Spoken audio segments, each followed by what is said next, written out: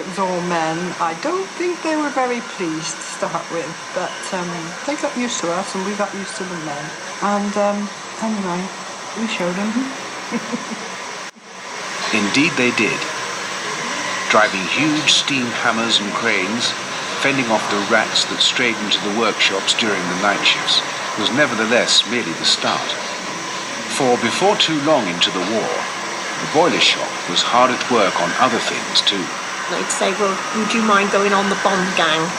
And we used to go, girls, you know, and do that. And then it was either that, or I guess I would have had the sack or told to go if I didn't go on the rivet Otton gang. And it was hard work, especially in the summer. It was really hot. When the war ended in 1945, the men returned to take back the jobs which the women had so tirelessly kept open. But for most workers, at least at the outset, the bulk of their time was spent in the far less glamorous task of stripping and repairing existing GWR locomotives. The men and the apprentices working on them, if they got extremely dirty, were paid dirt money, which was an additional payment to your wages for working, say, in smoke boxes where it was very dusty, sooty and what have you. Well, you had no protective gear, you just had a handkerchief over your mouth and your nose, and that was it. Each locomotive required literally thousands of different metal components to be carefully assembled. Gave the erecting shop an excitement and a status all its own.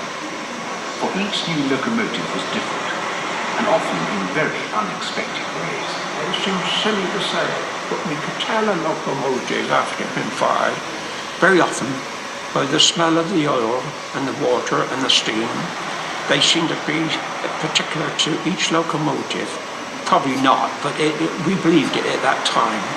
And it was fantastic to see the final locomotive built, knowing it was built with so many components arising from so many shops. Just looking at King George V, I mean, that's a classic example of, you can't believe all those parts were made in Swindon.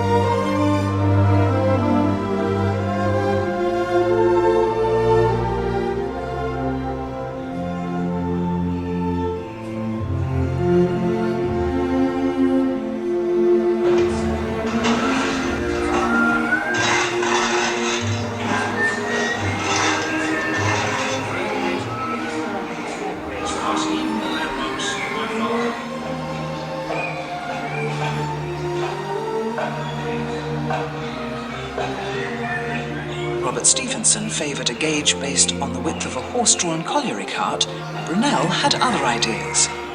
His railway would be broad gauge, over 2 metres wide. It would be as direct and level as possible, earning it the title Brunel's Billiard Table. 8 long years it took, my railway finally opening in 1841. No wonder my wife Mary and 3 children saw little of me through these years. All along the line, there were stations, bridges, buildings to design.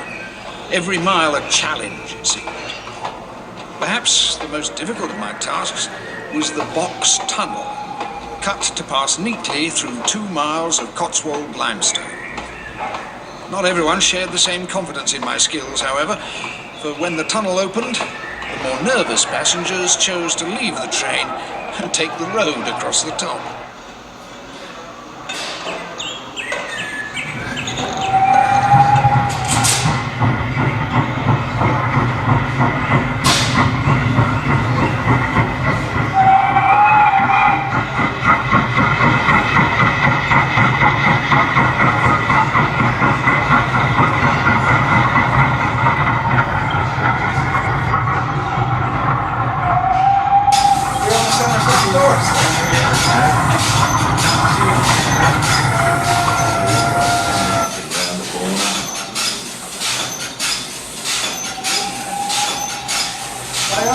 the engines open and done with the fireman.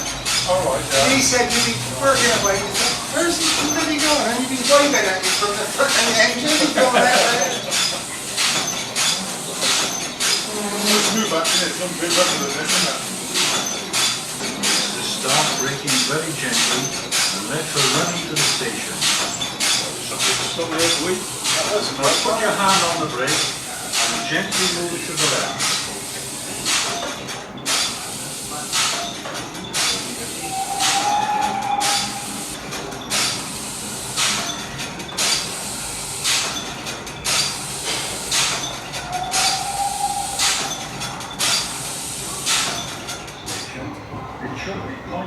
For the best part of the century, it was the job of every small boy to be a train driver.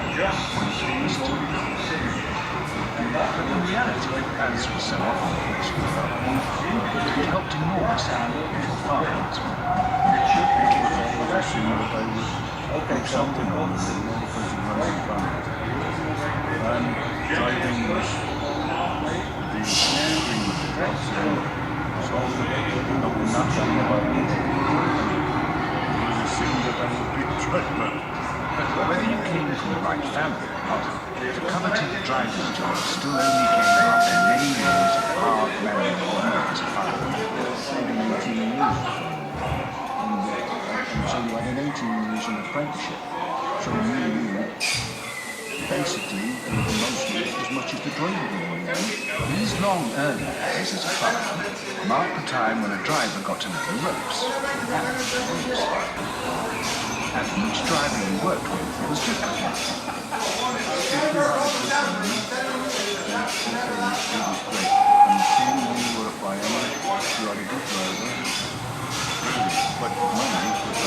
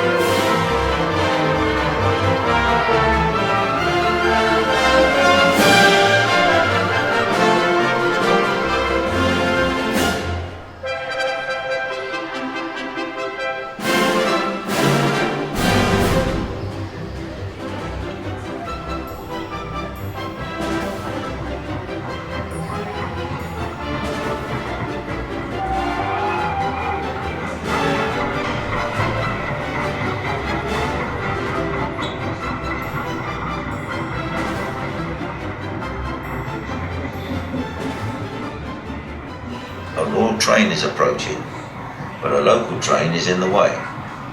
You need to move the local train into the siding to let the Royal train through. You will do this by pushing and pulling the levers when I tell you.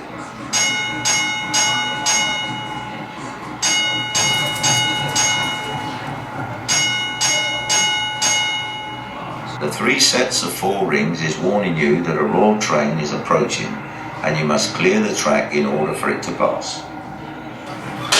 Push the yellow lever marked up main distance signal. Well done. Push the red lever marked up main signal. Now the up main start signal needs setting to danger. Well done. Thank you. The up line is now secured and it is safe to move the points. Now you must signal the train driver so he knows it is safe. Pull the red lever marked side-in signal 2 towards you to let the ground signal show the line is clear.